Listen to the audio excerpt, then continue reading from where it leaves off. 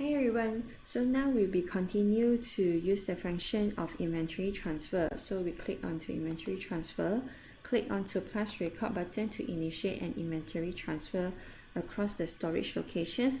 So for example, the storage location I want to transfer from is main storage location to maybe let's say GPO. Remark, I can put any remark, out of stock, and item I'll be choosing, for example, chicken cheese pizza. The available quantity is 90 from main store, and I want to transfer 30 to GPO, so I can save or I can add more product if I have more product to transfer. So let's say I save, and the item is showing up here, and I click on save again to confirm the inventory transfer. So record has been added successfully, and you will be seeing that this transfer order number is generated by the system.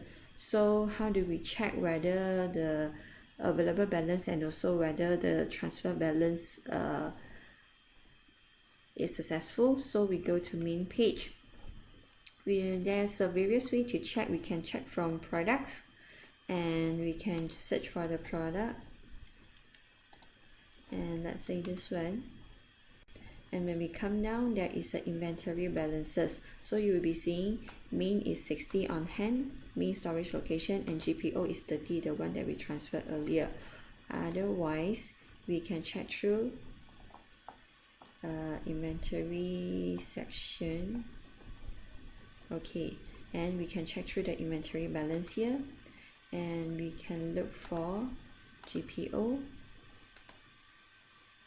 Okay, and chicken cheese pizza, you will be seeing main is 60, GPO is 30, so total unit is 90. So this is the inventory transfer and also inventory balances. Okay, thank you.